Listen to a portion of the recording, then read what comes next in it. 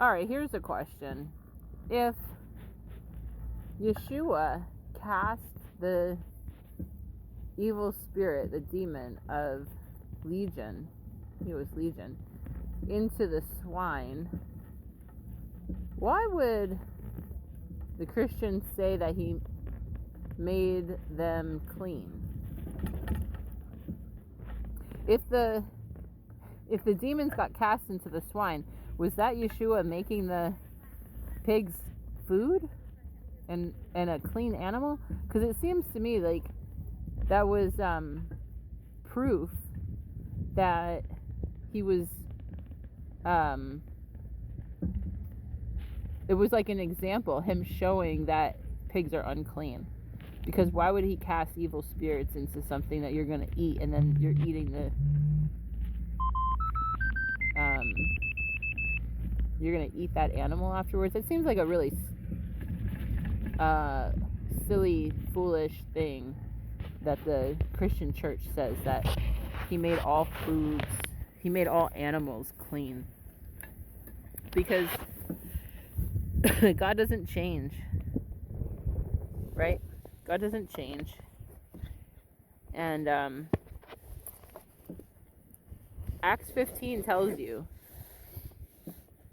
four specific things.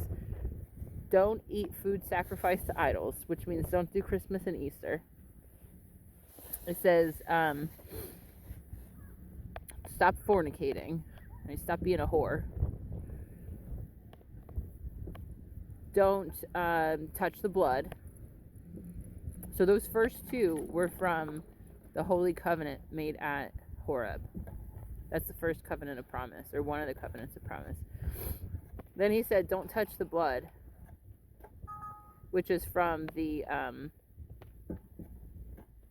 Rainbow Covenant, to eat clean, from Genesis, that he gave to Noah, that God made with Noah. Don't touch the blood. And what was the last one? Don't eat things strangled. It has to be something that's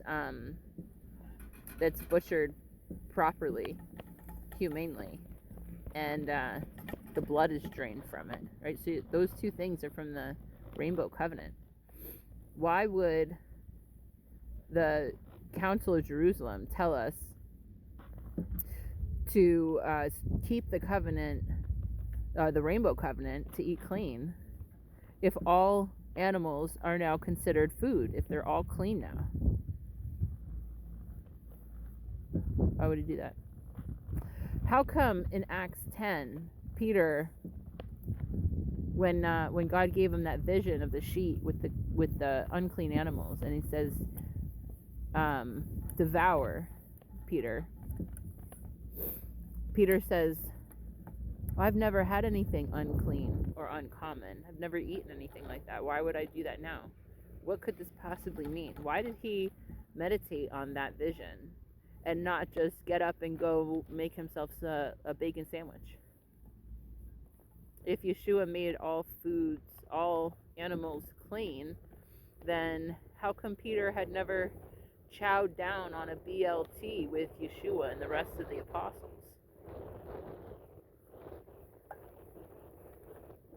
How come the Christian church tells you that you can eat any animal that you can think to shove down your pie hole, instead of analyzing scriptures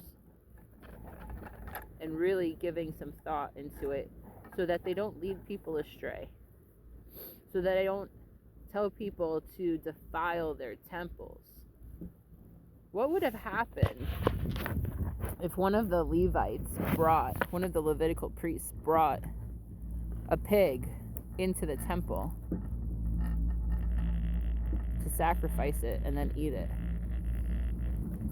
into God's tabernacle or Solomon's temple? What would have happened? What do you think God would have done? Well, you can read about it in Maccabees. I think it's First Maccabees, where they actually did that. Jerusalem got ransacked. They brought a pig into the temple And it says that it's the abomination that makes desolate. That's odd, isn't it?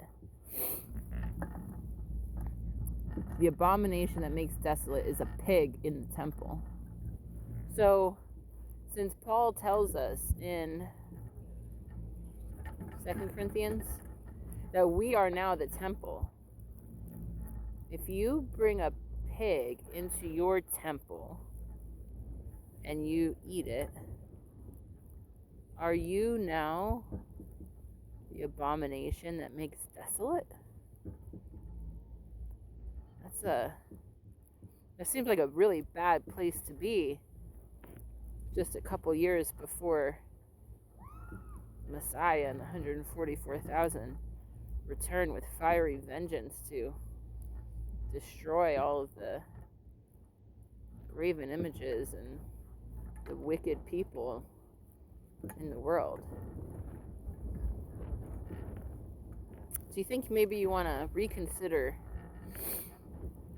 your idea about all animals are food and go back and ask God for the truth and reread some of those scriptures that I just mentioned? Maybe. It's just a thought.